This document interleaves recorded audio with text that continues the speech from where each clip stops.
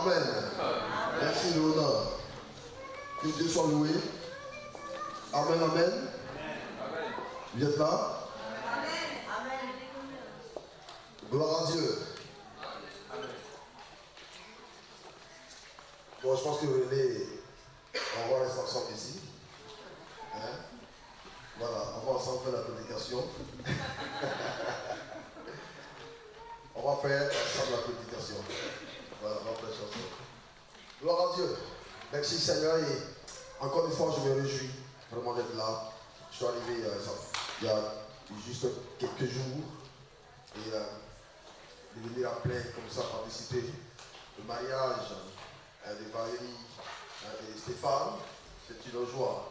C'est une joie que Dieu savait déjà dit que Dieu continue de vous bénir et restez bénis continuellement. Et que tout un chacun ici reste béni. Dis à ton voisin, reste béni, reste béni, reste béni. Alléluia. Gloire à Dieu. Il y a une présence magnifique de Dieu pendant ce culte depuis le début. Et Dieu continuera jusqu'à la fin de ce moment. Dis à ton voisin, attache bien ta ceinture.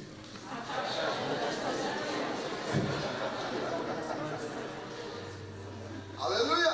Amen. Bien. Gloire à Dieu. Prions ensemble le Seigneur tout simplement. Seigneur, nous bénissons ton nom pour ce moment dans ta présence. Seigneur, ta parole est bénie. Ta parole, elle est au commencement de toutes choses. Elle fait du bien à nos âmes. Et ce soir, encore une fois, tu nous instruis. Seigneur, ouvre nos entendements, nos esprits, pour que nous saisissions la pensée pour ce soir. Que la gloire te revienne. Parce que ta présence est magnifique. Et pendant que nous prêchons, Seigneur, fais ton œuvre dans le cœur. Que ceux qui ont besoin de guérison soient guéris. Que ceux qui ont besoin de restauration soient restaurés. Que ceux qui ont besoin, Seigneur, d'une visitation particulière le soir. Et alors que nous nous réjouissons dans ce temps de mariage, de fête, Seigneur, nous disons que au-dessus de tout, tu es notre époux. Et nous, en tant qu'épouse, Seigneur, nous sommes dans une intimité complète, totale et parfaite avec toi. Seigneur, cette relation de confiance que nous avons les uns avec les autres, Seigneur, puisses-tu, par ton esprit, Seigneur, le sceller. Et que ce soit la foi de chacun, grandissant, puisse accomplir de grandes choses. Tu as dit, si tu crois, tu feras la gloire de Dieu. Ma prière ce soir, parce que nous croyons, Seigneur, c'est que nous voyons ta gloire. Et elle se manifeste dans le nom puissant de Jésus-Christ de Nazareth. Amen. Amen. Il y a Paul qui a très bien introduit mon message en parlant de père et de fils. Les pères qui pendant longtemps ont grugé les enfants, le fils et la fille, bien sûr par toute forme de manipulation, toute forme de corruption. Et vous savez que de plus en plus, les gourous se lèvent dans le cadre du corps de Christ. Des hommes et des femmes qui se prennent pour des ministères, mais qui en fait viennent pour se servir eux-mêmes. Ouais. Mais vous comprenez avec moi que la Bible dit que dans la fin des temps, et nous y sommes déjà dans ce temps de la fin, il y a une restauration qui vient pour l'Église. Et c'est la Malachie que nous voyons ces passages. Donc je vous invite rapidement, Malachie, le tout dernier verset de Malachie. Dans ma Bible, par exemple, il y a seulement 3 chapitres de Malachie. Dans d'autres Bibles, il y en a 4.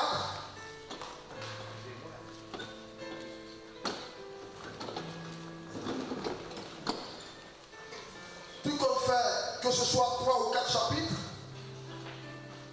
nous allons lire les 2 derniers versets de Malachie. Les 2 derniers versets de Malachie, il est dit ceci.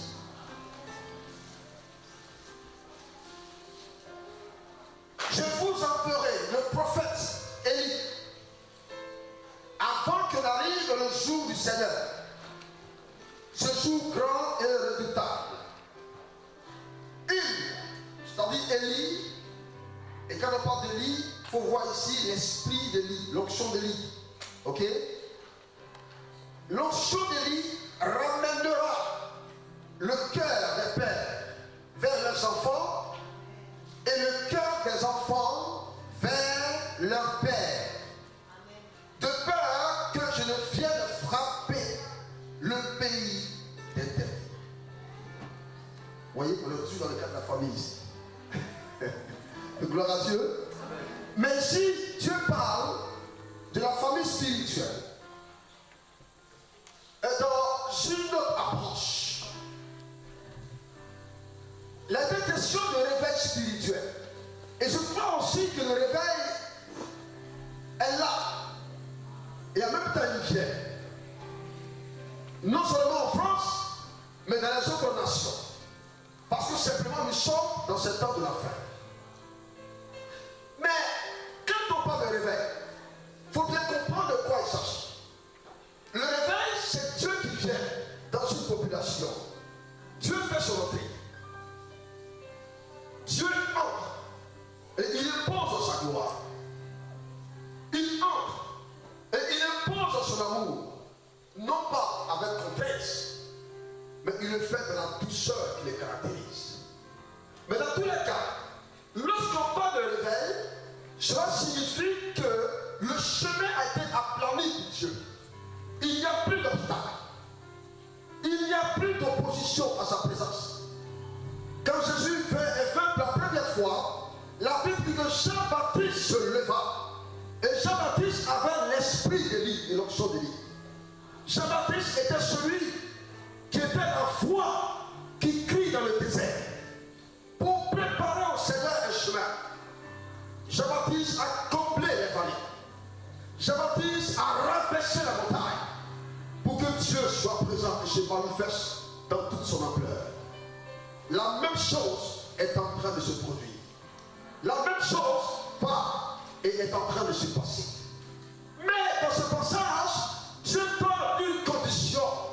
Et j'espère que l'Église, la comprenant, laissera toute la place à l'Esprit pour qu'il agisse. Parce que sans cela, il n'y aura pas de réveil spirituel.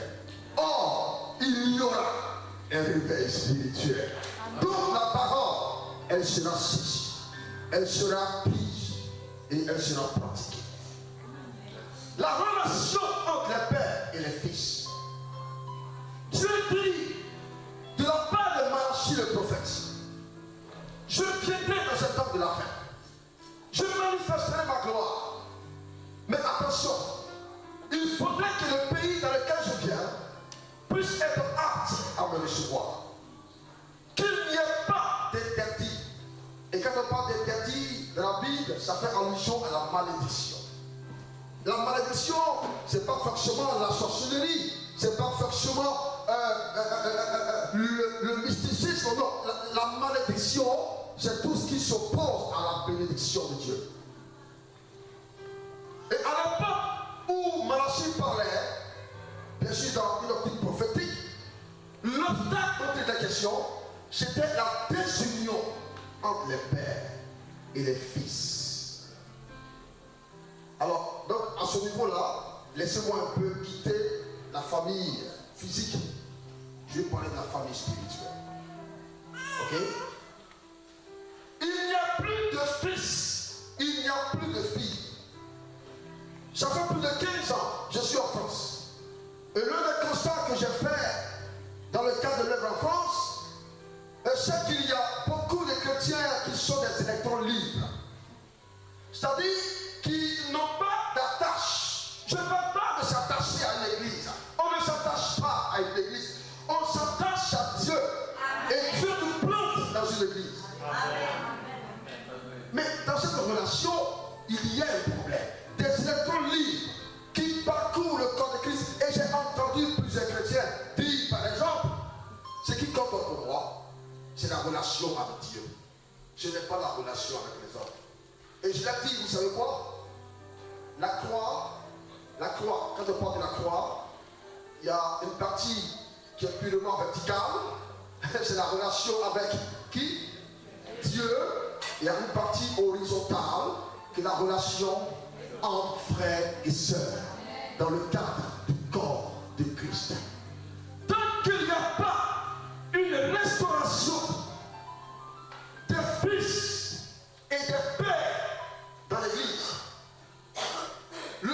sera frappé d'interdit. Il n'y aura pas de bénédiction. Qu'est-ce que c'est que la bénédiction? La bénédiction, elle coule. La bénédiction, elle coule. Elle coule d'un homme vers un autre homme. C'est comme ça que Dieu a prévu les choses. Si vous pensez que la bénédiction, c'est aller dans la présence de Dieu en tant que singleton et de dire à Dieu, bénis-moi, bénis-moi, bénis-moi, bénis-moi, Dieu t'entendra, il te bénira, mais au travers des frères et des sœurs. Il te bénira au travers de la communion fraternelle. Et te bénira surtout, et c'est le cœur de mon message, au travers d'un père spirituel. Amen. Un chrétien qui n'a pas de père spirituel est en danger spirituel.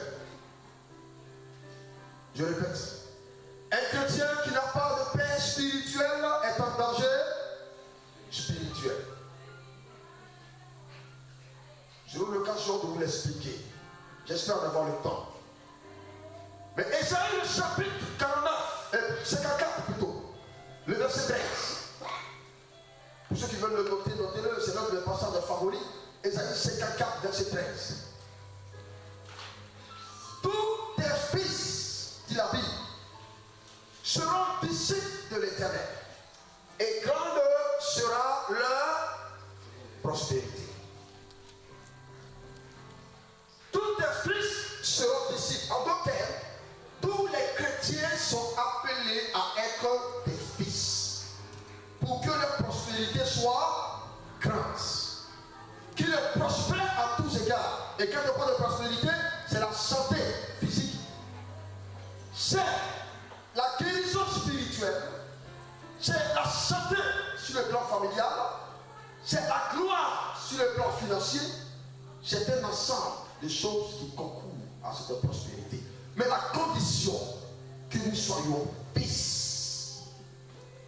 Ce soir, je veux te dire, frère et soeur, toi qui m'écoutes, qui m'entends, que le secret est l'un des plus grands secrets de la bénédiction du chrétien, c'est le cœur du fils.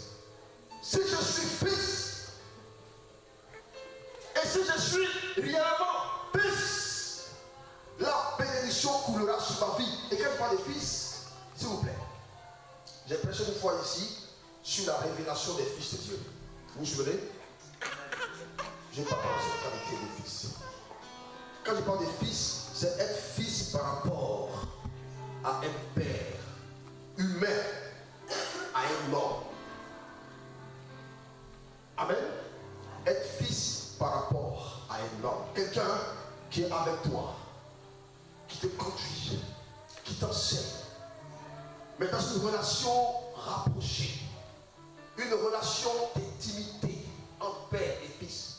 Et là encore, je vous une parenthèse pour vous dire, oui, je sais qu'il y a plusieurs qui ont été abusés sur le plan spirituel par des soi-disant hommes de Dieu qui sont des gourous. Mais on ne peut pas rejeter le bain, le sang du bain avec le bébé. Le bébé, c'est la pensée de Dieu au sujet de la paternité spirituelle et de notre qualité de fils. Amen. Je répète encore une fois. Un chrétien et une chrétienne qui n'est pas fils spirituel ou fils spirituel est en danger. C'est pas moi qui le dis. J'ai un père spirituel moi-même. Et mon père spirituel ne pense pas que c'est quelqu'un, un vieillard avec de la barbe blanche. Non. Mon père spirituel, en âge, il me dépasse d'une seule année. Il me dépasse d'une seule année. Mon père spirituel. Et je me souviens qu'on avait été convertis à la même période.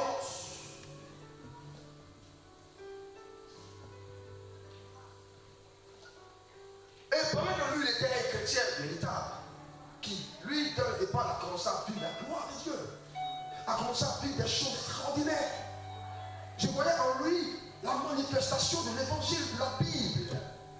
Je voyais les actes de Dieu dans sa vie. Ça m'a tellement impressionné, je voulais ça. Je voulais cette puissance. Je voulais sa douceur. Je voulais son amour. Je voulais sa consécration. Je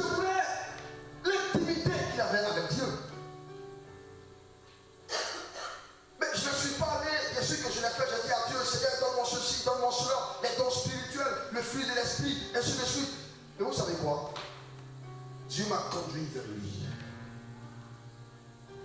Il m'a dit, Omer, la réception de toutes ces grâces, la réception de l'amour, la réception des dons spirituels, bien sûr, c'est en moi, c'est mon Dieu, je suis la source. Mais en réalité, j'ai déposé cette source dans la vie des morts que tu dois identifier et approcher. Je me souviens une fois, je suis allé vers lui, je lui ai dit, je vais taire son nom, comme c'est filmé. Je lui ai dit, écoute, à partir d'aujourd'hui, tu es mon père spirituel. Je veux que tu m'enseignes, que tu me formes, que tu me prépares. Et il a fait. Aujourd'hui, quand je vais à Abidjan, vous savez, c'est quelqu'un qui a eu après pas mal de difficultés dans sa vie chrétienne. Il a été persécuté, après il a un moment donné, il a quitté le ministère. Et quand je suis à Abidjan, il m'a dit, Omer, il me fait moi, il dit, Omer, je vais rentrer dans ton ministère. Omer, je veux me soumettre à ton ministère. J'ai dit non, c'est pas possible. Que tu sois tombé en chemin ou pas, tu t'aimais mon père spirituel. Et je continuerai à me soumettre à ton ministère et à ta vie.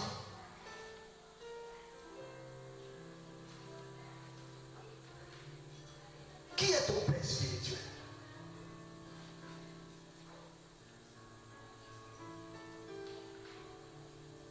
Et après tu me dis souvent, ah non, j'ai un pasteur.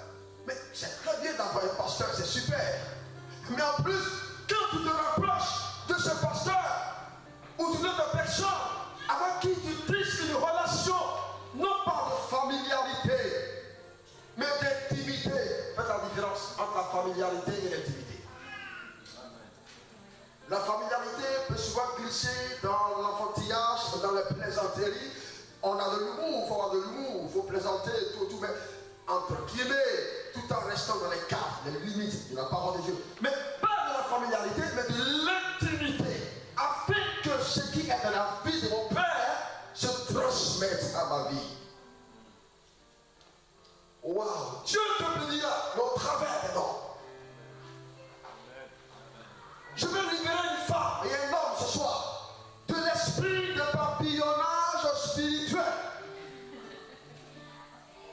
qui va d'une fleur à une autre sans savoir quel but. Non, reste auprès de ton Père et apprends afin que sa vie se transmette en toi.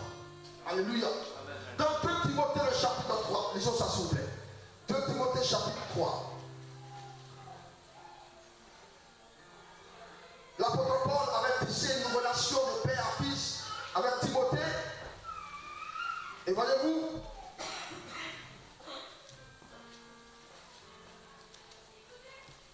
de Timothée, celui qui l'a trouvé peut m'aider, le chapitre 3,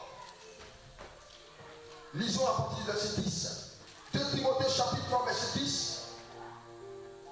Timothée était le fils, Paul était le père. Paul dit à Timothée, regardez, comment un fils doit se comporter avec son père pour recevoir la bénédiction. Paul dit à Timothée, de ton côté, Timothée, tu as suivi de près. Alors si je cite une qualité, vous dites, allez, je vais dire à une personne à Kofi, aide-moi Kofi, on prêche ensemble. Kofi. Tu dis 1, ok? D'accord? Alors, tu as suivi de près mon enseignement. Donc, enseignement. Donc si tu veux être le fils de quelqu'un, il y a des choses que tu dois suivre dans sa vie. Première chose, son enseignement. Ma conduite. 2. Tu dois suivre sa conduite. Il y a des pères qui disent par exemple, fais ce que je dis, mais ne fais pas ce que je fais. Ça c'est pas mon père. C'est pas bon. Parce qu'on doit suivre sa conduite également. Mes projets. 3. Mes projets. Si ton père a une vision, tu dois rentrer dans la vision.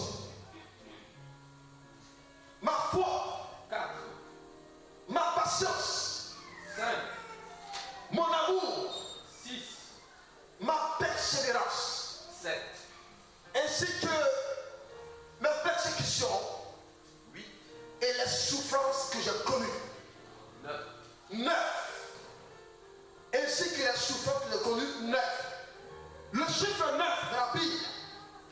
le chiffre de la maturité, de la maturation et de l'enfantement. Amen. Sur le plan humain, c'est un peu pareil. Après 9 mois, la femme enfance. Ok? C'est la même chose sur le plan spirituel. Si tu veux être enfanté comme un fils spirituel à partir de la vie de père, il faut suivre ces 9 conditions. Les éléments de sa vision, mais aussi du fruit qu'il porte sur le plan spirituel. Tu deviendras toi aussi mature sur le plan spirituel. Alléluia. Amen. Alléluia. Amen. Alléluia. Amen. Mais il y a un autre aspect sur lequel je veux m'appuyer et avec lequel je vais finir. C'est que, alors, et c'est en gros, le message est intitulé Les paroles des pères. Les paroles des pères. D'accord? Les paroles des pères.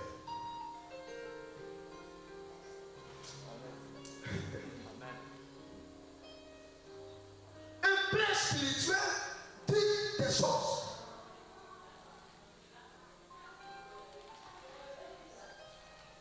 Je me souviens, en Côte d'Ivoire, il y a un mois de cela. Je vous dis ça pour que vous compreniez un peu où est-ce que je m'en vais. J'ai eu à cœur d'appeler mon père spirituel. Parce que je faisais quelque chose de bien petit. Je l'ai appelé, je lui ai dit comment ça va. Il dit ça va très bien. Et je lui ai dit, bon, actuellement il passe par le mois un peu difficile. Ok? Il est en pleine restauration de son ministère. Et je suis en train de... Et je lui ai dit un peu des choses du passé. Je lui ai dit, tu te souviens dans le temps passé, comment c'est un gars, l'onction sur sa vie est terrible. C'est terrible. Là, je n'ai jamais vu de ma vie de chrétien quelqu'un qui manifeste autant, de façon si saine, naturelle, puissante, les dons spirituels. Surtout en matière de révélation. Et je suis un témoin oculaire de ce que Dieu fait par sa vie. Et j'ai commencé à lui rappeler ces choses-là. À lui dire combien de fois il est spécial. À lui dire combien de fois il est magnifique. À lui dire combien de fois il est merveilleux. Je lui ai dit, tu sais, tu es exceptionnel. Tu es un père spirituel incroyable. Et au fur et à mesure que j'ai parlé, il y avait un silence à l'autre bout du téléphone. En fait, il était en train d'absorber toutes ces paroles. D'absorber. Et quand il a fini d'absorber, je me suis tue. Et lui a commencé à parler. Il dit, Omer, je bénis ton ministère. Omer, je prophétise que la même intelligence que Abraham a eue en son temps, sur le plan intellectuel, sur le plan spirituel, tu as la même intelligence. Il a commencé à prophétiser sur ma vie. En fait, c'est l'objectif que je cherchais. Alléluia. Je visais à ce que mon père me parle. Parce que je sais de par la Bible la qualité, la puissance et les vertus qu'il y a dans les paroles de père. Les paroles d'un père configurent la destinée d'une personne. Tout ce que je fais aujourd'hui ont été prophétisés par cet homme-là. Je me souviens qu'un jour, il s'est levé. De chez lui, il est venu à la maison, là où j'étais. Il m'a dit, Omer, j'ai reçu une parole pour toi, je veux te la communiquer. On est allé au milieu de la cour, et là, il s'est assis. Il a fait un peu comme les anciens prophètes. Il a pris une tige, il a commencé à dessiner sur le sol. Il dit, Omer, on était en 1994.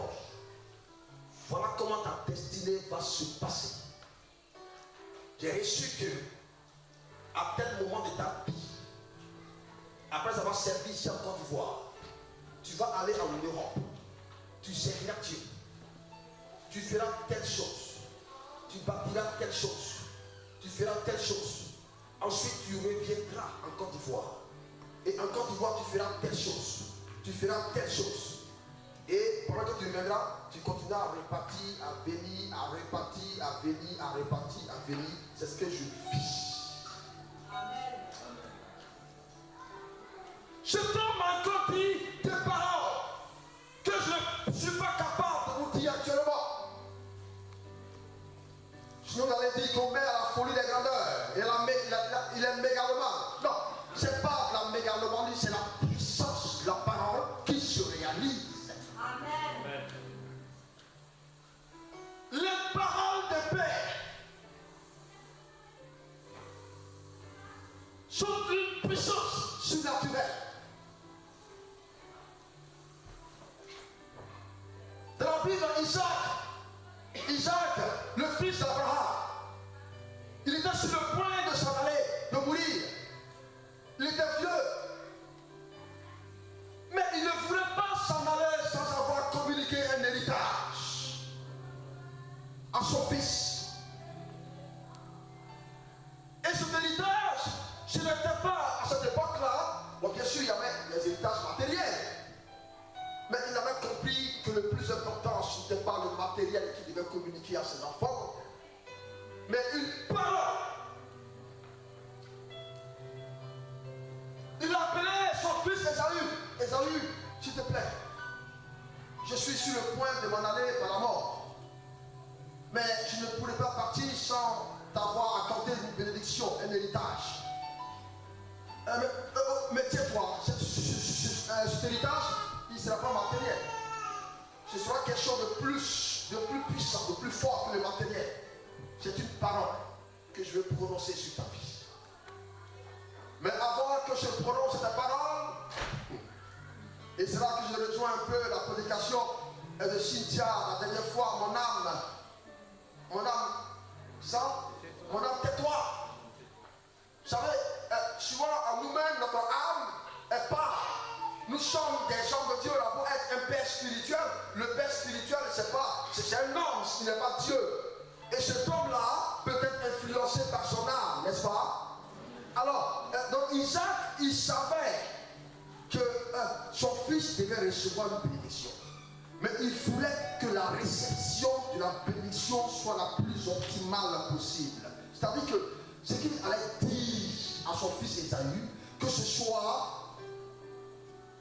issu de la profondeur de son cœur, que ce soit de toute son âme. La Bible dit que c'est de l'abondance du cœur que la bouche parle. Donc il voulait dire des paroles issues de ses entrailles. La profondeur appelle la profondeur. Donc il faut qu'il aille au plus profond de lui-même. Vous savez ce qu'il a fait? Il a dit à son fils, Ésaü, va au champ, va chasser un gibier, et tu prépareras le plat que j'aime le plus. Je mangerai ce plat, mon âme sera réjouie, et je te bénirai. Mais on aurait pu dire, mais ce homme est un peu fou quand même. Pour bénir, est-ce que tu as besoin de manger le plat que tu aimes? Mais en réalité, il y a une leçon spirituelle qu'il faut comprendre. C'est-à-dire que si tu souhaites recevoir le meilleur de ton Père en termes de parole, réjouis son âme, s'il te plaît. C'est pour cela qu'il faut chercher à réjouir ton Père. Plus tu le réjouis, plus la transmission de l'onction, de la puissance, de la vie, de la gloire de sa vie à ta vie sera optimale. Mais si tu fais de la paix à ton pasteur, si tu fais de la paix à tes responsables spirituels, si tu fais de la paix à ton père spirituel, il pourra dire des paroles sur ta vie. Il te dira, je prophétise, mais tu n'auras pas la profondeur de la bénédiction. C'est pour cela qu'il y a plein de chrétiens sur la vie desquels il a été donné des prophéties, des paroles. Plein de paroles. Mais tu as l'impression que tout est suspendu et ça n'arrive, ça ne descend jamais. Ça dépend de la condition du cœur, de l'âme du Père alors qu'il parlait. Alléluia. Un secret spirituel, c'est celui-là. Cherche toujours à faire la fierté, le plaisir et la joie de ton Père. Et tu verras que la transmission de sa vie à ta vie sera terrible. C'est Jacob finalement qui a reçu la bénédiction. Mais Jacob s'était souvenu de cela. Jacob savait que la bénédiction devait être transmise. Qu'est-ce qu'il a fait? Lui aussi, après avoir vécu une bonne vie, il devait s'en aller. Il devait partir. Il a appelé tous ses enfants. Il leur a dit, je vais m'en aller. Je sais que ma propre vie en tant que Jacob est le fruit des paroles sorties de la bouche de mon père. Vous êtes impressionné par le miracle de ma vie, moi Jacob, n'est-ce pas? Il dit oui. Vous avez vu combien Dieu m'a utilisé? Ils ont dit oui. Il leur a dit, le secret, c'est que j'ai reçu une parole du Père. Et moi aussi, je vais vous communiquer une parole avant de m'en aller. Il appelle tous ses enfants de l'assemblée. Écoutez très bien, allons-y dans Genèse. J'aimerais qu'on lise ça et on pourra l'approfondir dans nos méditations personnelles.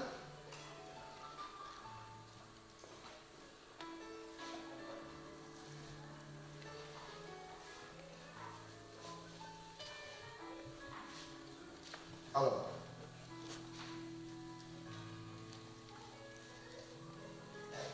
c'est dans Jacob, plutôt, c'est dans Genèse, le chapitre 49. Jacob, où est Jacob? Genèse, chapitre 49, verset 1. Est-ce que vous êtes avec moi? Si tu es avec moi, fais comme ça. Amen. Voilà. Et est-ce que vous saisissez ce que je vous donne comme parole? Amen. Si tu le saisis, fais-le comme ça.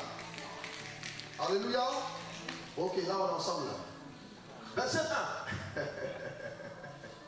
Jacob appela ses fils et dit, rassemblez-vous et je vous annoncerai ce qui vous arrivera dans l'avenir.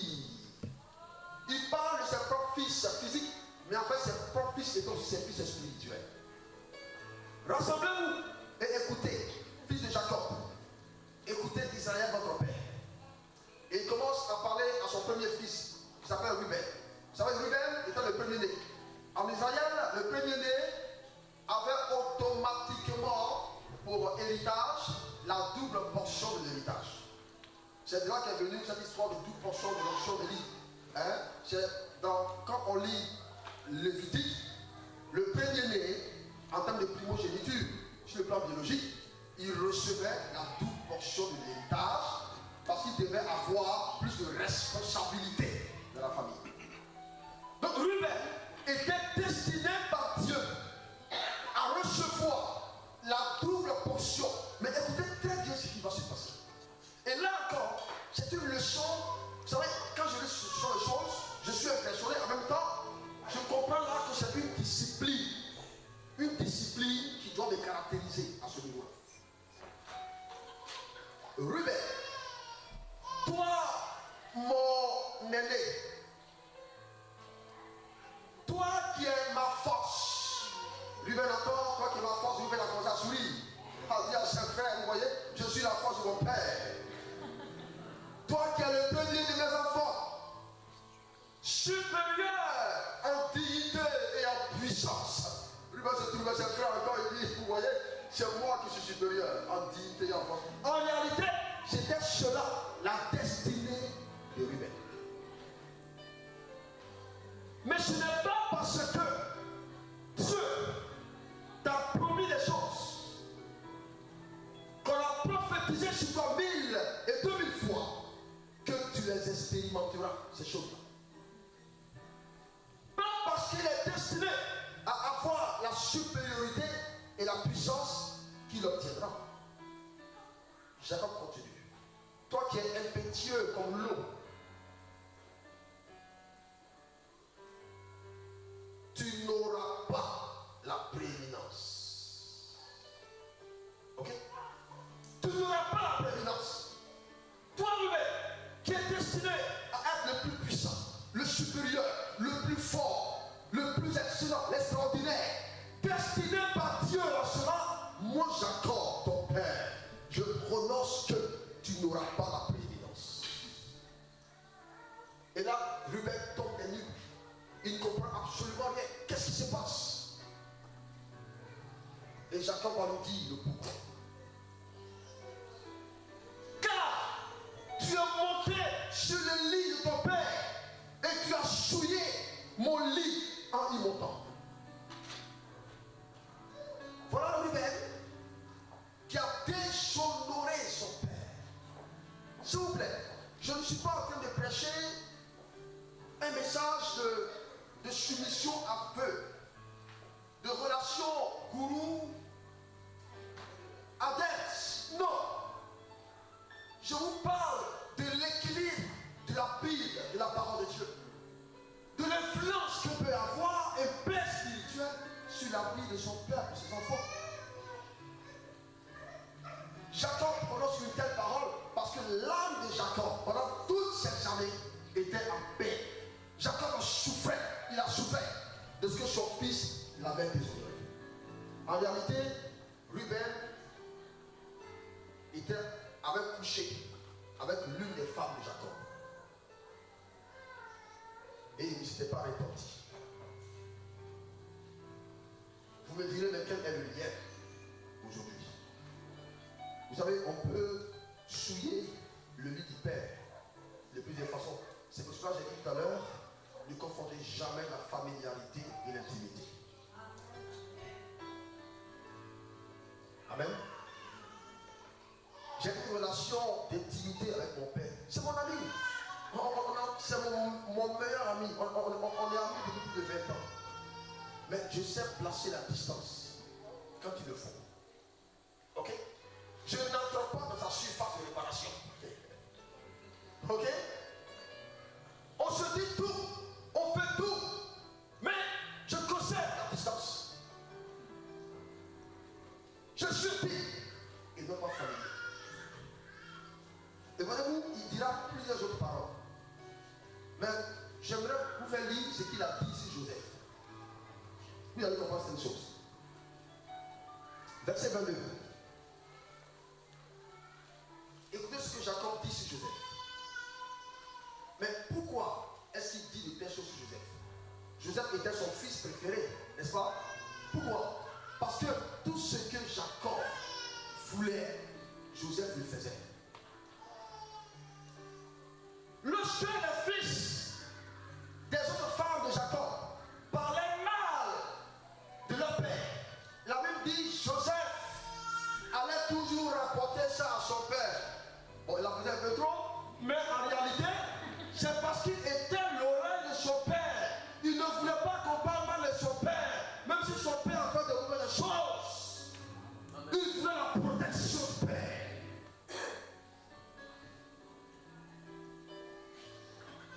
Et donc Jacob l'aimait. En ivoirien, on dirait Jacob était trop fort de Joseph. Et alors, regardez bien les paroles que Jacob dit à son fils. Joseph, tu es le rejeton d'un arbre fertile. Le rejeton d'un arbre fertile, il se répète. Tellement son cœur rempli de joie, il parle. Tu es le rejeton d'un arbre fertile, près d'une source. Tes branches dépassent le mur. On t'a provoqué. On t'a lancé les flèches. Les archers t'ont poursuivi de la haine. Mais ton arc est resté fait. Et tes bras ont été fortifiés par l'intervention de Dieu, du Dieu puissant de Jacob. Tu es ainsi devenu le berger, le rocher d'Israël. C'est l'œuvre du Dieu de ton Père. Et il t'aidera. C'est l'œuvre du Tout-Puissant. Et il te bénira. Il t'accordera les bénédictions du ciel. Les bénédictions de l'eau souterraine. Les bénédictions de la mamelle et du ventre maternel. Il y a tellement de bénédictions qu'il prononce sur Joseph. Il parle de l'abondance de son cœur. Les bénédictions de ton père dépassent celles de mes ancêtres. Elles vont jusqu'aux limites des anciennes collines. Que ces bénédictions reposent sur la tête de Joseph, sur le sommet de ton crâne. Alléluia. Amen. Il dit que la bénédiction repose sur sa tête. On a compris quand même. On a compris que ça reposait sur sa tête. Mais ça n'était pas. Il dit sur le sommet de ton crâne. Encore une fois. Tellement il veut que ça rentre. Alléluia. Alléluia. Alléluia. Voyez, la vérité. Souvent, nous on peut beaucoup les gens. Souvent quand tu pries, quand tu pries pour une personne, Seigneur bénis-le, que ta grâce repose sur lui. Que ta grâce, que ta, tu sais même plus ce que toi dis. Que ta grâce repose sur. Ok, Seigneur, s'il te plaît, il faut aider. Vous voyez? Et pourtant, souvent quand il prie, Seigneur, je prophétise de ce temps, être une personne spéciale. Je t'annonce que tu es guéri. N'importe quelle parole qui dira, tu seras guéri. Amen. Tu seras guéri. La relation entre le Père et le Fils. Mais ce qui est un peu malheureux, vous savez, je le répète encore une fois, je mets encore en parenthèse. Je ne suis pas en train de privilégier une relation de gourou adepte. Mais je parle de la Bible. Jacob a prononcé une parole à l'un de ses fils, qui s'appelle Dan. Dan. Voilà, Dan. Ou bien Dan. Et cette parole prononcée a eu une conséquence assez terrible. Vous allez voir. Lisons le verset 16.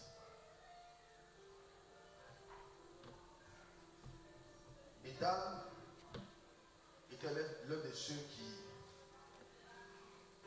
parlaient trop mal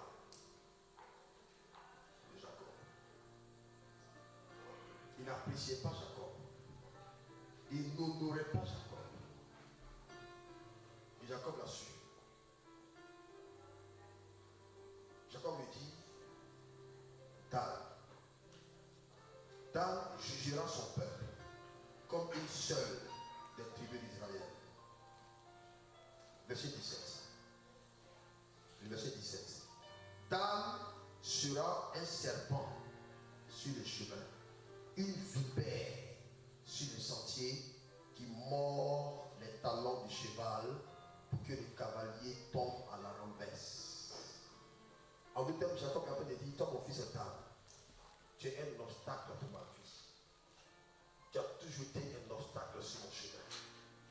S'il vous plaît, frères et sœurs, ne soyez jamais de ceux qui sont des obstacles pour vos responsables spirituels. Soyez toujours des ponts, des portes. Soyez toujours des personnes qui facilitent le chemin. Et cela provient d'une disposition du cœur. Ça provient d'une compréhension réelle de ce que c'est que l'évangile. Ça provient d'une compréhension réelle de ce que c'est que l'église, corps de Christ, où nous sommes interdépendants les uns des autres, où personne n'est suffisant. Bien sûr, nous dépendons les uns des autres, mais Dieu a disposé des responsables, des hommes, des femmes de Dieu, avec qui nous pouvons tirer une source énorme de bénédictions. Mais voyez-vous, Dan a reçu une telle parole de son père. La conséquence a été, lisons Apocalypse.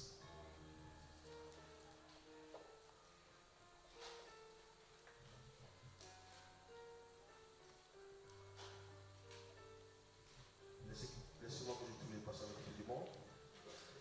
Apocalypse. Alors.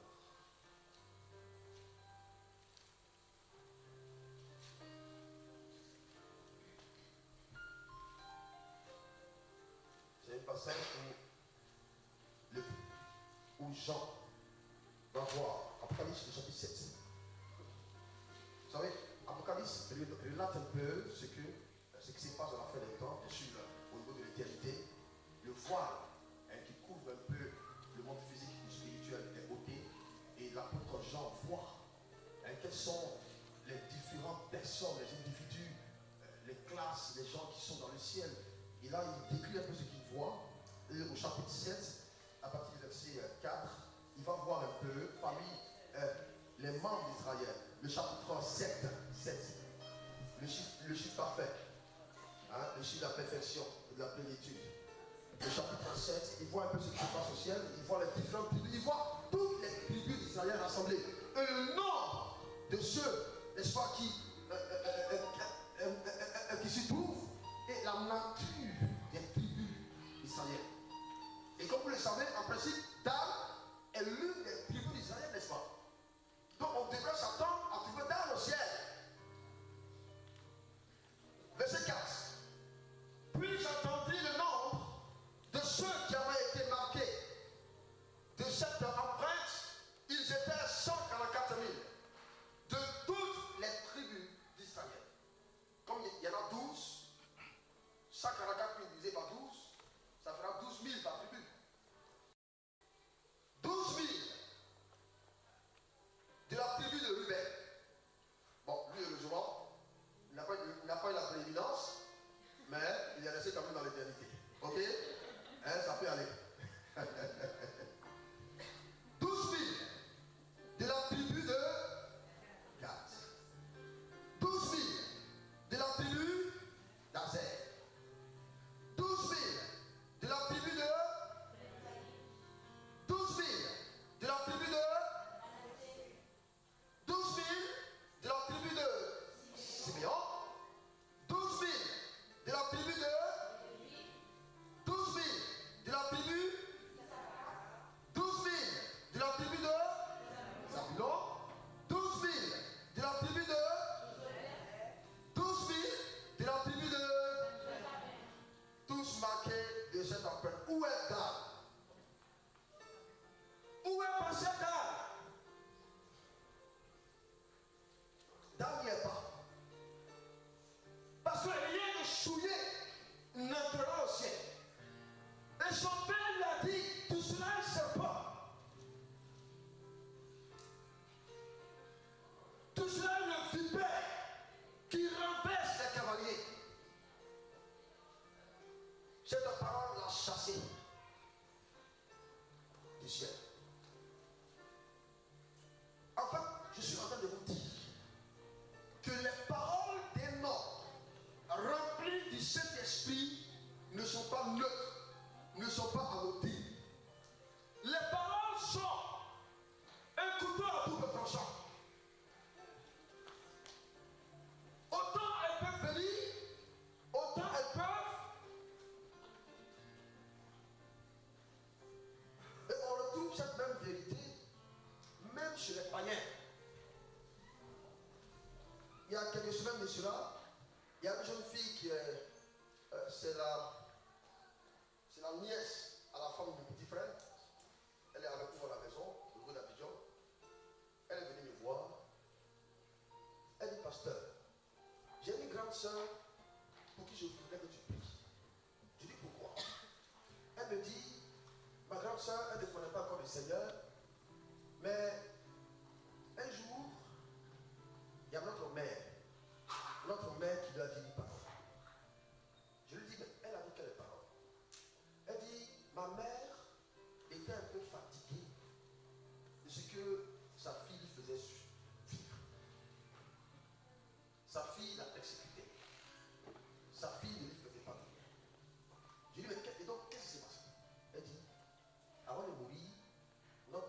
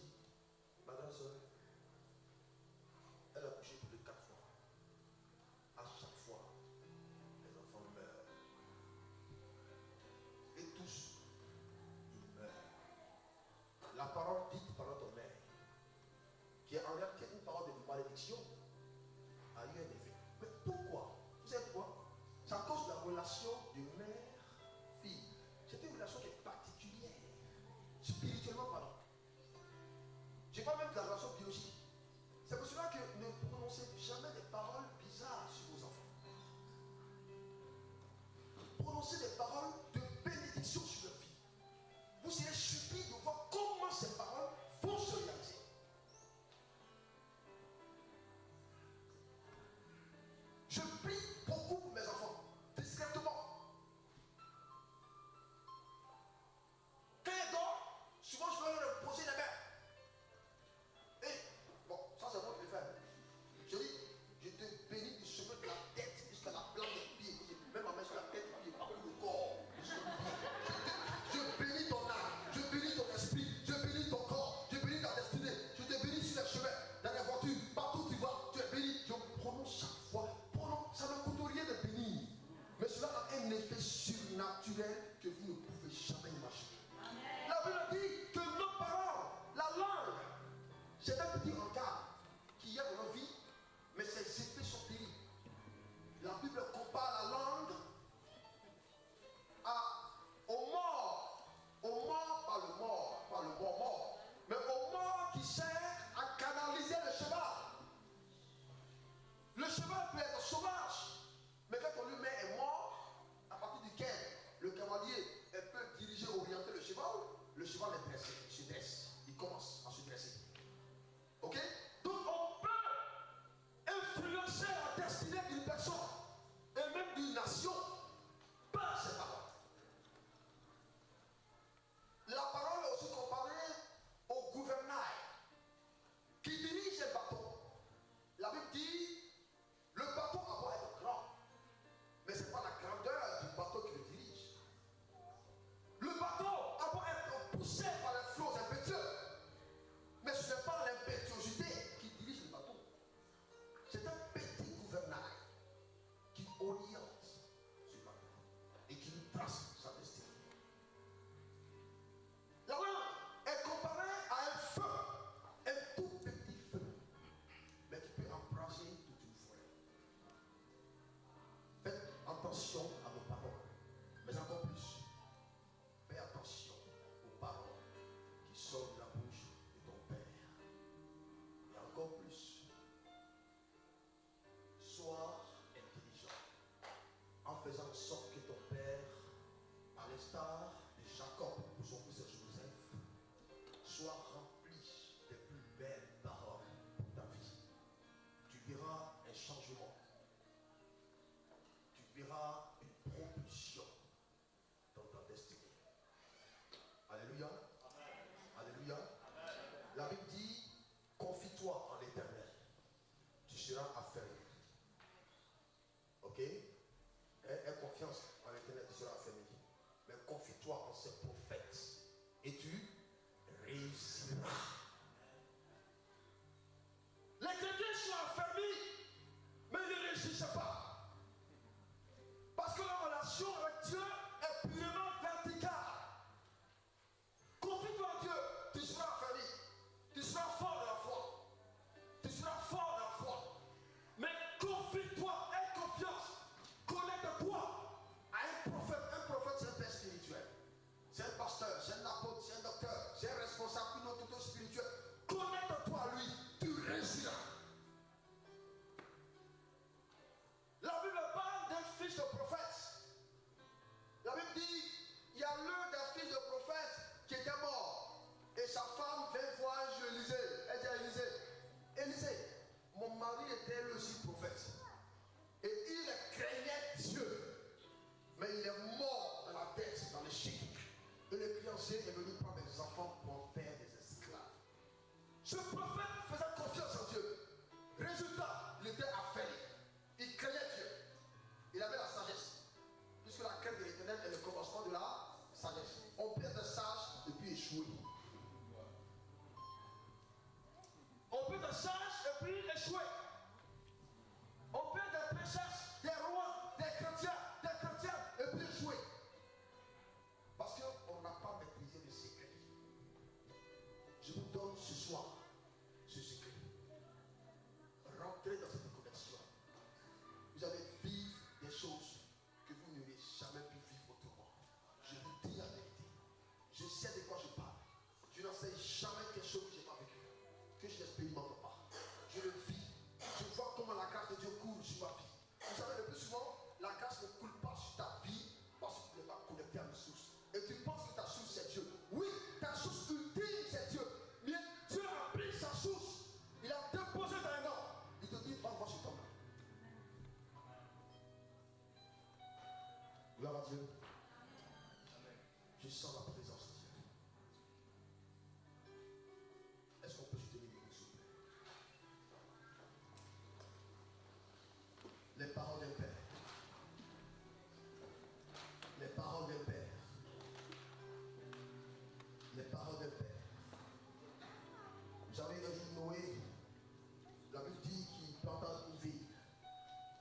Et il a récolté les fruits, il en fabriqua du vin. Noé avait tellement bu du vin qu'il était ivre. Et dans son ivresse, Noé s'est dénudé, il s'est mis nu au milieu de sa tente. Et il y a l'un de ses fils qui s'appelle Cham. Et Cham rentre dans la maison et il voit son père nu. Son père lui en train de danser, en train de tourner, il fait une danse prophétique. Hein? Mais dans l'ivresse, hein? Il n'est pas ivre de l'esprit, mais ivre du vrai vin. Hein? Du vin naturel. Cham, son fils, avait toutes les raisons de blâmer son père. Parce que son père était en force. Son père est nu dans la maison. Même pas dans la chambre, au milieu de la tente, en plein salon.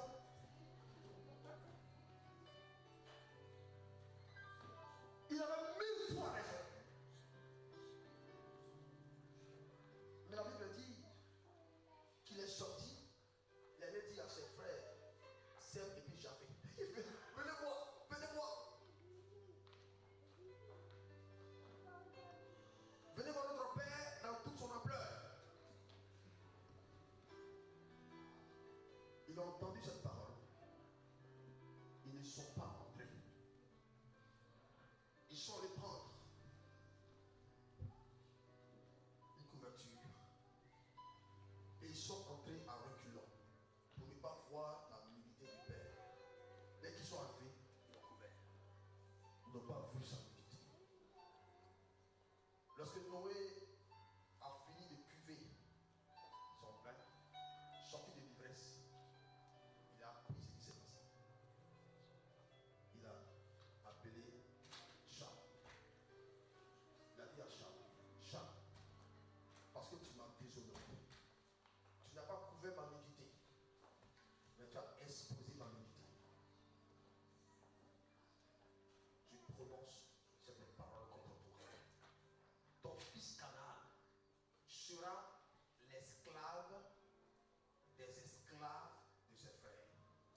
En d'autres termes, ils seront des esclaves au carré. Esclave, être esclave c'est compliqué, mais esclave au carré. Ouais, quoi? Même si votre père spirituel a fait les plus grandes fautes, ne suivez pas sa faute, son exemple. Ne lui dites pas que ce qu'il a fait, comme c'est un père, c'est bon. Non, c'est pas bon. Papa, c'est pas bon. J'étais à mon père. Ce que tu as fait là, je ne vais pas tout dire ici, mais je ne suis pas d'accord avec telle chose que tu as fait. Mais je t'honore, je te respecte et je vais faire une offrande. Tiens une offrande. C'est la maturité spirituelle. Rentrez dans la maturité spirituelle. Nous sommes dans les derniers temps. Le temps où Dieu restaure les cœurs des fils, les cœurs des filles et les cœurs des pères. Parce qu'il faut aussi qu'il y ait des vrais pères. Amen. Mais même si votre père devient mauvais, ne le condamnez pas. Ne le jetez jamais en pâture. Protégez sa nudité. Parce que Dieu le restaurera. Et vous, il vous bénira. Quoi que le Père ait fait, il demeure notre Père. C'est notre Papa. Tu recevras la double portion de son esprit. Lève les mains, s'il te plaît.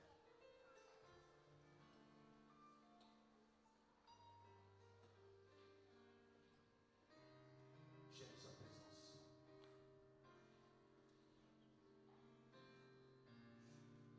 Nous sommes dans cette saison. L'esprit d'Élie, l'onction d'Élie se manifeste encore.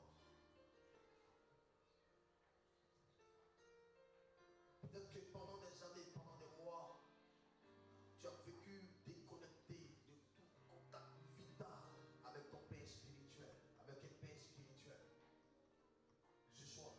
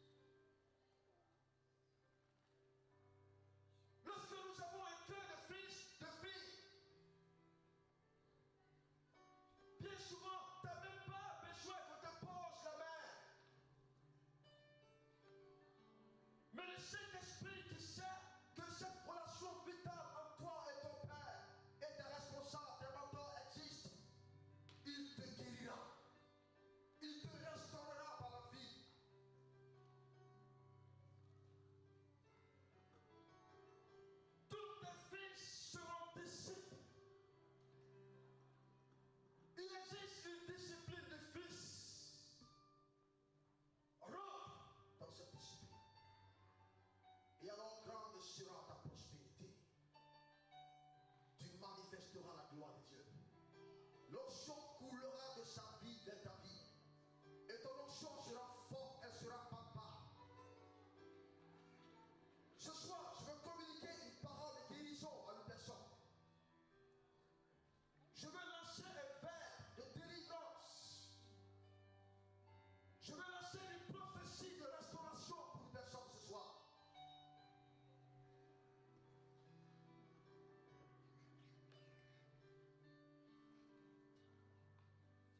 Pendant que nous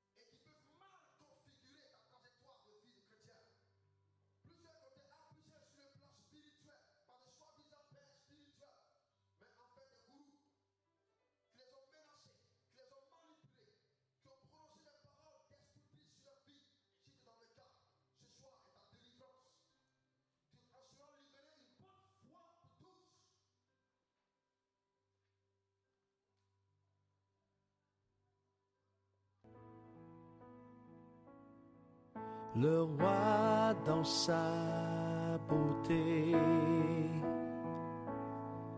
vêtu de majesté. La terre est dans la joie, la terre est dans la joie. Sa gloire.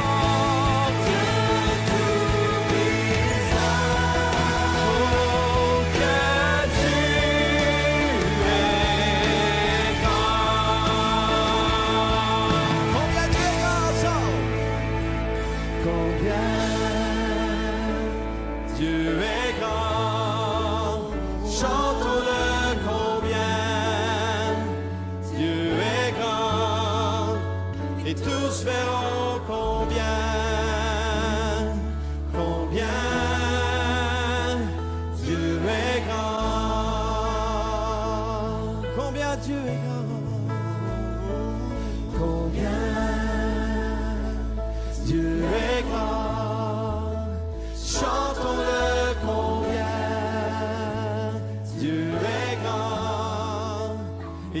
l'atmosphère